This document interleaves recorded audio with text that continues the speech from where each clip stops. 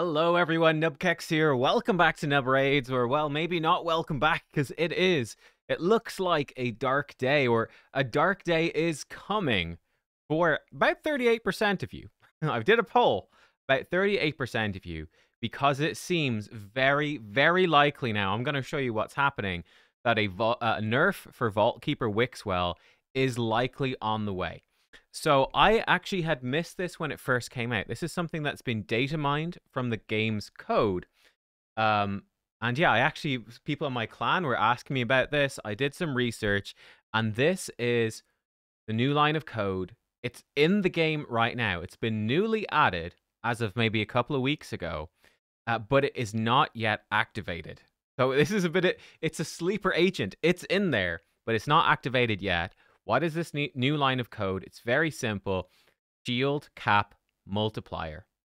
And apparently it is set to 4 right now. Now, exactly what this means, I'll speculate. I think there's some reasonable speculation. But I think this is very likely to actually be something that happens because we talked to the developers directly a few months ago now, actually. And at the time, they talked about Hydra Clash. There was lots of questions about Hydra Clash. And remember, this is also before they added like personal rewards to Hydra Clash, for instance. But lots of questions about Hydra Clash, any plans to balance it, any changes. And they talked very candidly about how they were testing lots of different things, how they'd tested some nerfs to Trunda, but nothing ever happened. How they were looking into a ShieldCapMultiplier. This was something they specifically said. And the implication, me reading between the lines was, and I think it makes sense, that these Infinity teams have kind of reared their heads multiple times, that it's more than one champion involved. It has been, I think they see it as a balancing problem, particularly for the clan boss modes. And yeah, they were kind of asking very simply, why is there an infinite shield cap? It's not quite infinite, but effectively is. Why is the shield cap so massive in the first place? Right? It's literally something that it never will ever affect campaign, dungeons, faction wars, arena, Doom Tower, Cursed City, or Siege. It's literally something that only affects the clan bosses. And I'll tell you right now, I would definitely be suspicious about a new clan boss coming, hopefully end of year, maybe sometime next year. But I do think a new clan boss is pretty much due in the game, let's be real. And I think a worry would be there that, hey, these Infinity teams, which have dominated Demon Lord, Hydra somewhat, could also be carrying over. Let's go back to this, though. What could a ShieldCapMultiplier mean? And what will this affect? Well, it's really going to affect Wixwell teams more than anything. That's what it's going to affect right now. I would be guessing a ShieldCapMultiplier. That's my guess for 4 times was, let's say you put out a 30,000 shield with, let's say, a Wixwell A3 or a Valkyrie or whatever, Mithrala puts out a 30,000 point shield. I'm guessing a 4 times multiplier might mean you could increase that shield with moves such as Wixwell's A2 or Brogni's A2. You could increase those from 30,000 to 4 times that, up to 120,000. But at that point, you would no longer be able to grow the shield. Now, again, to reiterate, for basically every other bit of content, like a 120k shield, it's way beyond what you would ever run into, again, in any of these modes, except for Demon Lord and Hydra clan boss, where those fights are so long, and the damage coming in at you actually isn't all that high, that you can keep growing these shields and actually grow them to be really, really big. Let me show you some examples then of the teams that would be affected and what would happen. So I went through, and these are the current records as of time of recording. I think this video I'm recording it one day before it goes live. At the time of recording, these are the best keys in the world, with these types of teams. So the first type of team we have is, let's full screen this, let's zoom in so you can see it a bit easier.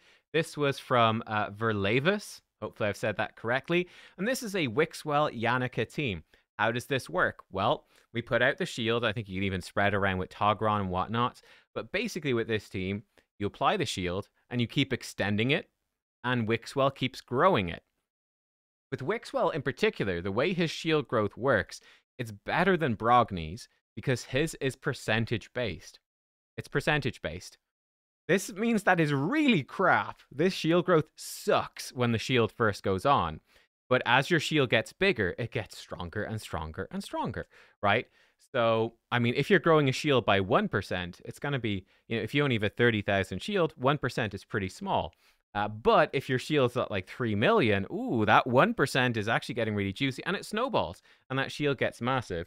And the way that this team works, this is called the Yoinkika team, where basically you build up a huge shield, then you let that shield be stolen by using Wixwell or maybe somebody else. Definitely Wixwell, his A3, put an extra buff on someone, push it over the limit. They get targeted by Mischief. Mischief steals it, and maybe you repeat this a couple of times. And then Yannicka, who is a free champion from the clan shop, she comes in, and she goes in with Elven Judgment, which does extra damage equal to 15% the value of removed shields. So you build up a huge shield, you let Head of Mischief steal it, spread it AoE, and then Yannicka comes in, strips those shields off, and kaboom, does this huge explosion of damage.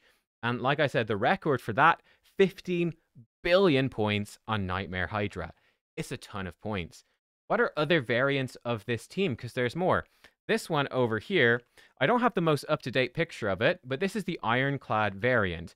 The actual record for this, and I don't know if it's the exact same team, but it's from this cord. The current record is 11.89 billion, so not as good. This team does seem to be a lot less common, though. I mean, there's much more specific champions needed.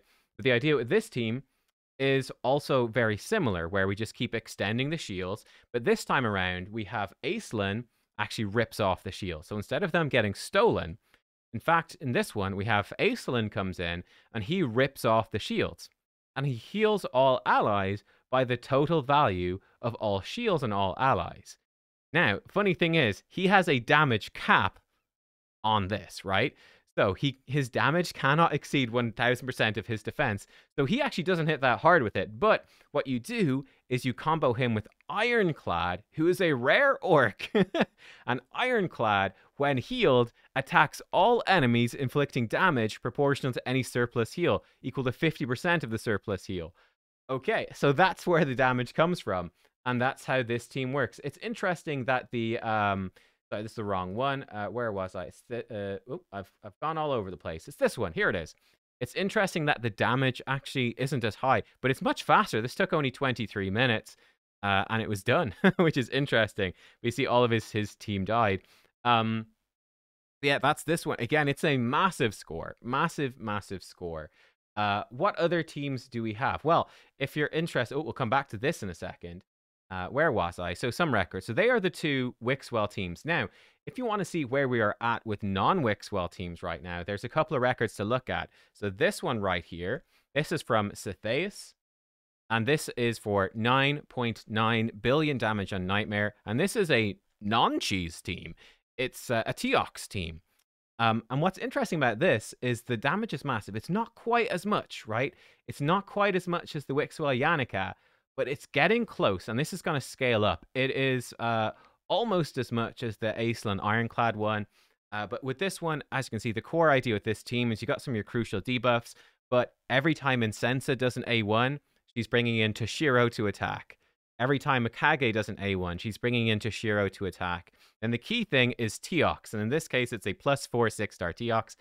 You can see Teox's damage is decent, but it's not too crazy. It's really Toshiro who's doing the bulk of the work. Teox's A1 brings in Toshiro to ally attack, and he basically will do double damage.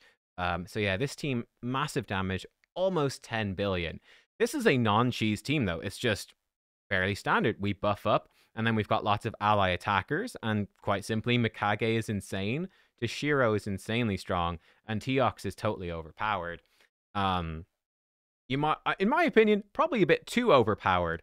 And I'll be honest with you, I am surprised that a nerf looks to be happening at all to these other teams, because, like, they're just power creeping the game like crazy, right? I genuinely thought that this is what was going to happen, that they were never going to nerf anything. Never going to nerf it, and they're just going to keep selling people more crazy OP champions that you have to buy to then compete with it. So they're not going to fix a problem. They're going to just sell you, you know, a better option instead. Um, so it's like, I don't know, people just really like that. I mean, to me, it seems like you're just paying a lot of money to, you know, have a different option for something that shouldn't be a problem in the first place. That's how I see it. But apparently it is what a huge portion, very vocal portion of the player base want. They want to give Plarium as much money as possible. They don't want balancing. They don't want any nerfs, any tweaks. They just want to give Plarium thousands of dollars. And I mean, if that's what you want to do, good for you. I think you're a bit crazy, but that's what people want. We've got one more team record to look at, of course. I'm sure you could guess which one it is. This is from OG Ziggy or Ovian. They're the two names. I don't know which one is which. This is the Trunda team, which is, well, it's on another level entirely. Wait, where are we? Over here. This is the Trunda team, guys. And this one, it's 120 billion damage. And again, it's certainly not a free-to-play team. It's a +4 6-star Trunda, double Yumiko, etc., etc. But yeah, this is 120 billion. So that's clearly the best, and not by a little bit. That's the best by a lot of bit.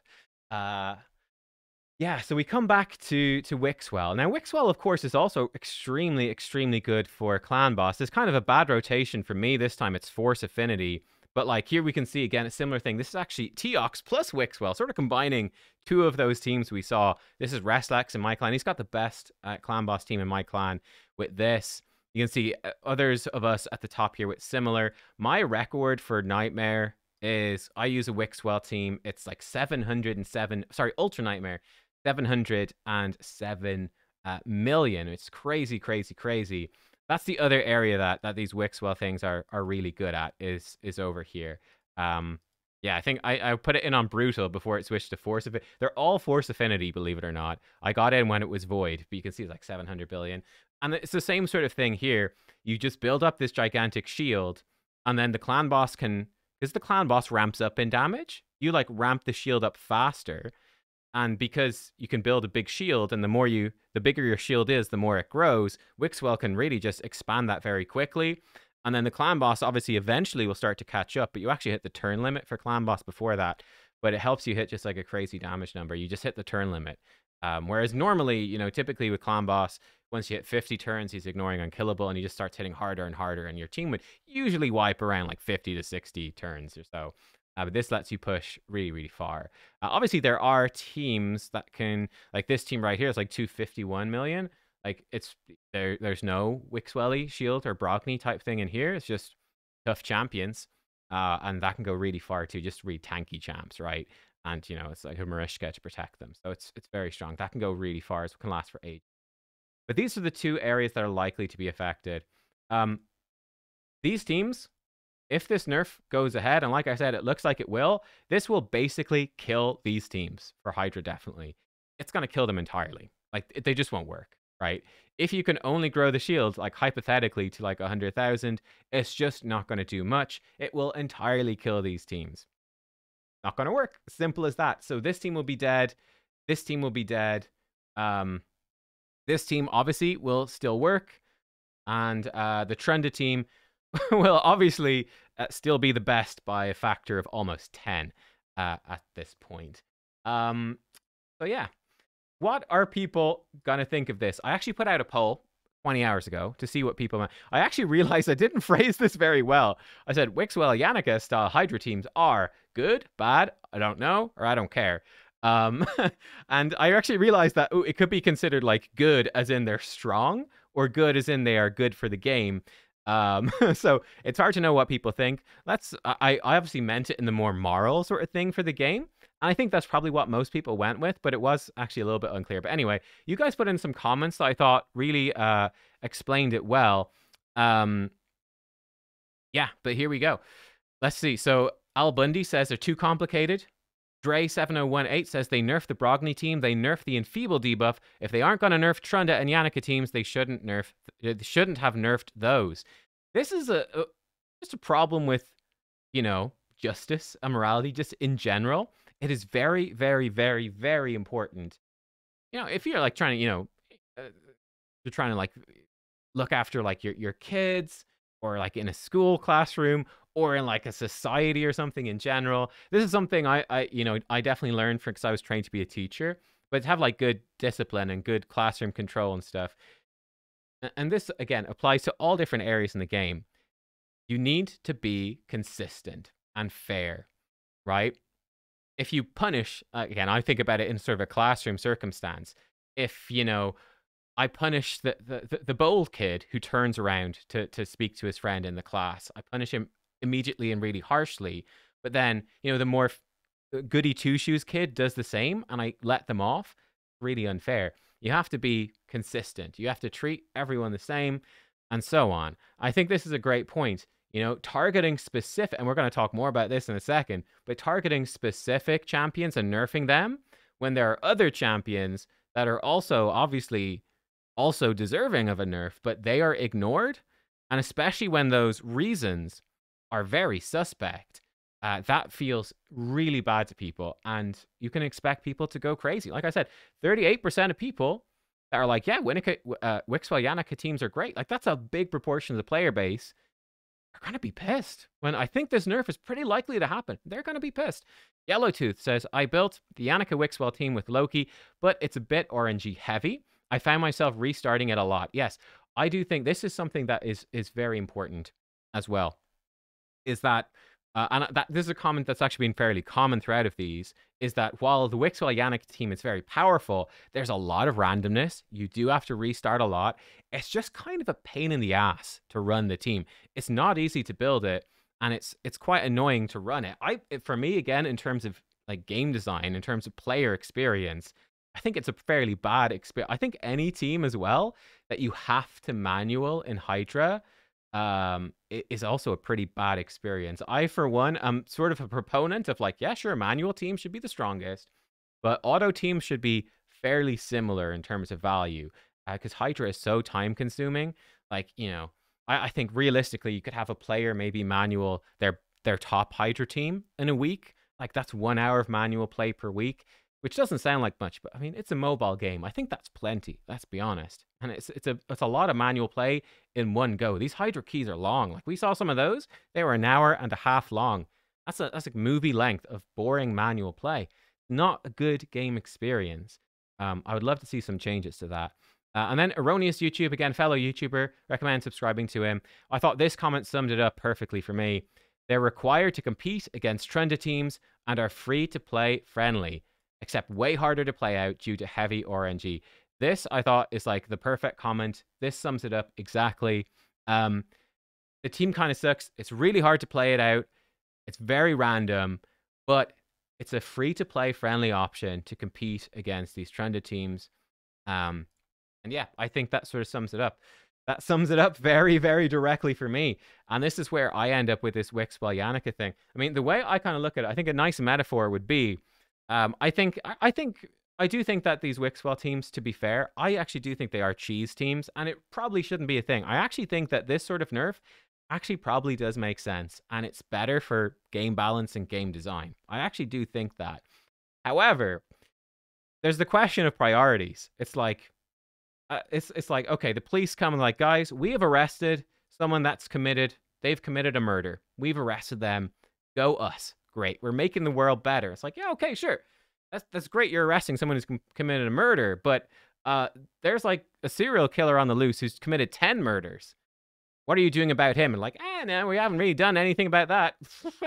And in fact, the more accurate metaphor for this is they go, well, that serial killer that's committed 10 murders, well, they've actually donated a lot to like the police retirement fund, and they're funding the Christmas party. We don't really want to arrest them because it might that's gonna piss them off, and we're gonna lose that funding, and that sucks. That's the more accurate metaphor. That is the reason why they haven't nerfed Trunda. It's very simple. Why have they not nerfed Trunda? It's because people spend a lot of money to get these Trunda teams. And if you nerf them, those people will be upset. And because they're upset, those people will then spend less money in the future.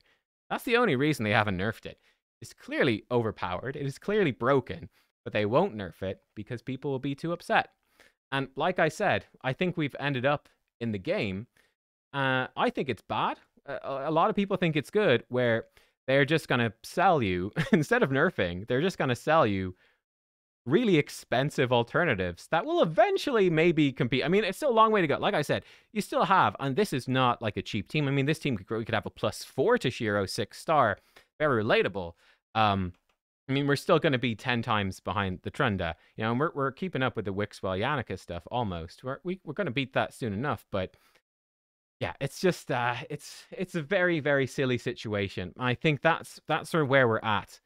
You know, this sort of nerf, it feels very targeted at free-to-play players. The Wixwell teams, it's an easy way in. Obviously, for a free-to-play player, you're not going to be doing these numbers, but you will do bigger numbers with this team than you'll likely do with your other teams.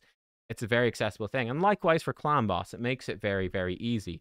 I do think it is fair to say it makes it too easy, and it probably should be tweaked down, but it just feels like a slap in the face to free-to-play. Feels like a slap in the face to free-to-play players to take something that was a fusion, and yeah, it is a bit broken, but why are you going straight to nerf the thing that's for free-to-play players when we've got the whale stuff that's not being nerfed as well? Like, come on. Can we not? If we're going to nerf one of them, yeah. If they're going to nerf one of them, they should nerf everything. If you aren't going to nerf certain teams, you shouldn't nerf anything at all, right? You cannot treat different classes of players differently, right? Free-to-play players especially are already at a disadvantage. It's a pay-to-win game. We know that. Pay-to-win players are going to have more gear, more champions. They're going to beat us every single time. It's going to happen. That's, you know, and depending on how much people spend, the more of an advantage they have. And like, that's acceptable. That's fine. I think most of us should be wise enough, one would hope, that when you're playing Raid Shadow Legends, you know, you understand that that's how the game works, right? You pay to win. But the game is still very enjoyable apart from that. I think it's really a step too far to be like, well, okay, there's already that inherent, you know, disadvantage in there. But if you're free to play, you have an additional disadvantage, which is Plarium will come in and nerf your champions. But if you're pay to win, they won't do that to you because you're paying them, basically. I think that is, to me, a big step too far. So yeah, my thoughts on this. I actually do disagree with the majority of people. I'm in the 19% camp here. I actually think these teams are overall, considering everything, overall bad for the game. But I think it's absurd to put in this Wixwell nerf if you're not going to nerf Trunda. And, you know, like, come on. What is this? It's just ridiculous. I think one of the good news is, let me check this. Okay, yeah, so it's not good news. I shouldn't say that, but what I would do if I were you and I was relying on Wixwell teams, I mean, you can still build them. We don't know when this nerf is going to be activated. Maybe Plarium will change their mind and they'll actually step back from pushing this nerf live. But it looks to me fairly likely that it will go through, and probably fairly soon as well. You can still totally build these Wixwell type teams for Clan Boss and Hydra, but expect a nerf to come and be prepared for it, right? You now have that information. You can be prepared. Wixwell Fusion was actually all the way back in May. So I do think you should be in a decent position. Like, let's say you've been relying on Wixwell for your Hydra team, or for your Clan Boss is probably more important. If you have relied on Wixwell for Clan Boss, and this nerf comes through, he's still a brilliant Clan Boss champion. He's still very good. But, you know, if you're barely scraping the 1 key now, you're probably not going to get the 1 key. You're going to need to upgrade your team. But you've had a few months, so you probably will be in a decent spot to do it. You might lose out on a week or two, but I think that's been so long since the fusion that if you have been using Wixwell to farm Clan Boss, I mean, you've got a lot of shards, a lot of books from that. You're probably in a decent spot where you will still be able to or maybe you'll lose a key in Clan Boss. It might take you twice as much, but probably you'll still be able to most likely still get a really good Clan Boss key even after this nerf. And like, you can still build Wixwell style team. It's still going to be strong. So I'm not too worried about Clan Boss. I do think for, let's say, newer players that just happen to get lucky and pull a Wixwell, and that's catapulted them up into like Ultra Nightmare Clan Boss or something really quickly, you are much more likely to be at a disadvantage where you haven't really had time to collect, like, basically collect free rewards from having Wixwell from Clan Boss. You haven't had time for that, so you might be kind of screwed a bit from this. But there's not much you can do there, unfortunately. It's just make the most of it while you can, really. But luckily, I think most players have had a while to make the most of it, so that's okay. Again, yeah, so that's sort of all you can do. The good news is for Hydra, he's still great. Like, I genuinely use Wixwell. I use him in a non-cheese team. I'll show it to you. It's not an accessible team. It's got a couple of fusions in there, not this one. Yeah, I use it for Brutal. So this is the team. So it's got a mythical in there, not accessible, but it's like Wixwell, Aestrid, and Thor. We've got 3 fusions from this year in there. Then I've got the ally attack from Podrick. He was 2 guaranteed champions in the mythical. So you could replace him with like Ugo or even Sun Wukong. Like you could do like Sun Wukong, Rector Drath, and I don't know, random decreased defense champion, whoever you want. Yeah, or you could do Ugo, Rector Drath, and then anyone actually. Anyone. You could put in a Scarlet. It's still going to be a good team. It's still going to get you actually a pretty good score depending on your gear. That's the team I use. Like I said, I gave you a bit more of an accessible alternative, but I'm not saying it's an accessible team. That scores over 1 billion points on Brutal. So like the point I want to make is that Wixwell is still really, really good for Hydra, and he's still really good for Clan Boss, even if this nerf goes through. But those infinite shield teams are just not going to work. Just not going to work. The shields won't be big enough to do any damage from it in Hydra, and the Clan Boss will kill you simply a lot faster in Clan Boss. You're just not going to go anywhere near the number of turns. That's sort of where we're at. That's the situation. Like I said, I cannot see people being very happy about this at all. I really can't see it. I think people will be pissed because they're nerfing a free-to-play champion when there are obvious other egregious pay-to-win champs that are escaping a similar treatment. And it seems, I'll be honest, blatantly unfair, in my opinion. But we'll see. Who knows? Maybe they will actually put in more balance changes on top of that. I don't know. I did see, this was from way before, where they talked about this. So, like, they are obviously looking into other Hydra changes as well. I wonder if this stuff will actually happen. I don't know. It's funny. Like, if you'd asked me 2 or 3 weeks ago, will they ever nerf any champion? I actually would have said no. I would have gone on record and said, no, I actually don't think they're going to nerf anything ever again. They're just going to keep selling you more powerful they're just going to power creep like crazy and keep selling it to you. And people will buy it like suckers, right? I would have said that's what's going to happen. And that Plarium probably sees it as a win-win. People don't get mad and they make loads of money. It's great. But it does seem actually now likely that they they got a pair of balls and they're actually going to do some nerfs and stuff, which I think ultimately is better for the game and better for people. And yeah, genuinely, like a better balanced game with less power creep is, it's better for everyone. But I don't know. I don't think this is going to go down well at all. And I would seriously recommend Plarium either an approach of don't nerf anything or nerf everyone fairly. You cannot treat big spenders differently and punish free-to-play players just because of money, basically. That is no good.